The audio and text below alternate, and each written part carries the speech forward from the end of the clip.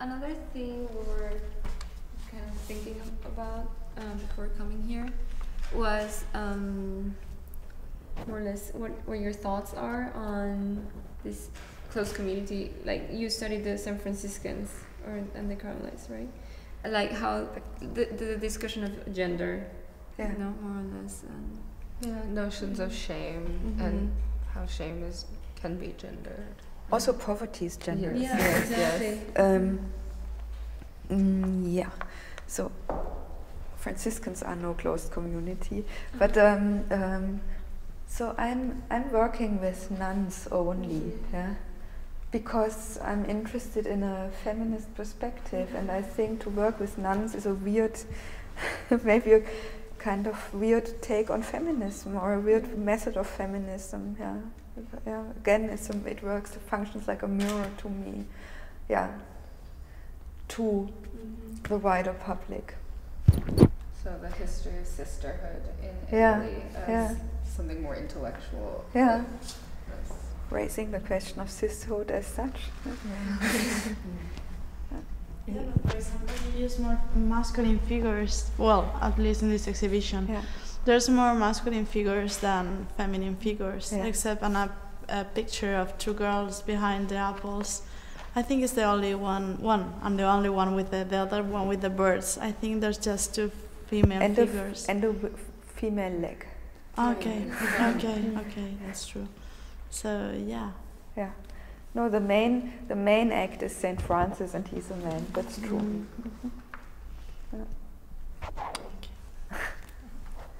We had some discussion, this is on the back of what Nicole was saying, about, we were speaking about... Can I say something? This is all not conceptually coherent, you see? This is a mesh, yeah?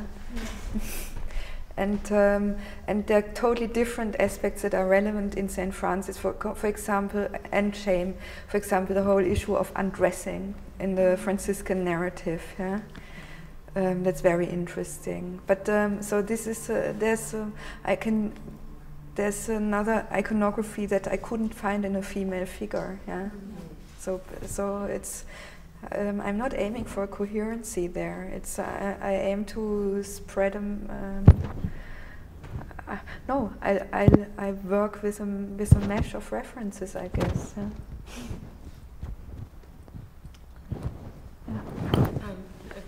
Or in some of our earlier discussion, talk of gender and convents and that sort of surroundings, and just in history in general, the history of women in convents, and how, though it was supposedly a closed community, the women had more opportunity to be intellectual and to be educated. And at the same time, it wasn't necessarily a choice for the woman to go into the convent, avoiding shame for the family by sending them there for various reasons. I wondered if that was ever present in your process. Not in my process, but definitely it's there as a problem. Another aspect that's there is the art history of nun art. Yeah? Doing embroidery, doing little Jesus figures, and so on. It's a kind of like if like feminist art history in the 80s is like look at female neglected artists. Yeah, the history of nun art is certainly part of this project of feminist art history. And its relation to folk art forms. Yeah, as well. Part of it, because it's basically what they did is it's craftsy work. Yeah. And craft is becoming sort of doing priest gowns. Yeah. So there the question of the habit is again. Yes. They're very invisible. Yeah. If you compare it to Fra Angelico, for example. Yeah. But it's still visible in everyday life, or no, not now. How? Perhaps not now. No. Yeah, but the everyday life of the history of the church, in the history of the church. Yeah. Yeah, but yeah, this is like I'm not dealing with this explicitly, but it's there as an aspect, maybe. Yeah. was wondering if you could speak a little bit about, you mentioned amateur earlier as a Sorry? lover of amateur craft, as an amateur as a lover of the craft that they're doing. I wondered if you could kind of expand on that a little bit in relation to this particular project, especially your most recent.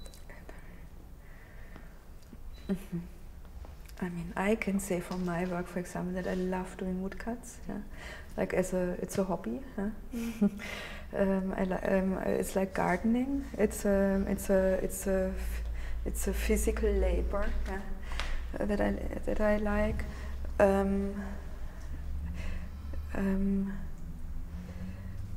When I sit here with you and speak about my work, it's funny how you expect that I know about everything. Yeah, this is but this is I know about these situations. You know, I'm a professional artist and I have professional answers, and this is related to the question of the amateur.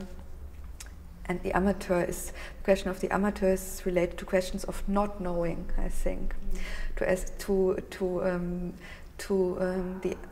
unconscious aspects of the work. Yeah. To inconsistent aspects of the work, to questions of pleasure. Oh, I think it looks good. This would be unprofessional. Answer would be an unprofessional answer. So, the culture of the press release in contemporary art has to do with professionalism, and me producing press release language has to do with professionalism, whereas me standing in a garden carving has to do with amateurism. Yeah. I have a question about more the religious aspect or the inspiration and the artwork. Why the choice came to the Franciscans and the Carmelites? So to the Franciscans and the Carmelites, or if there's any more reason than they were in the neighborhood and that you visited Assisi. I visited Assisi because I worked on St. Francis, and exactly. So I think we've spoken about the whole Franciscan iconography before. But the Carmelites? And the Carmelites, I think that I love their habit.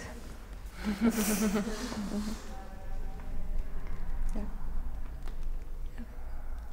I think they're beautiful. Yeah. Another thing that's interesting about Carmelites is their most recent saint, Sister Thérèse de Lisieux, who developed a spirituality of the little way, and this notion of littleness is very interesting, I think. Has to do with cultures of judgment as well. Yeah. Major artists, minor artists.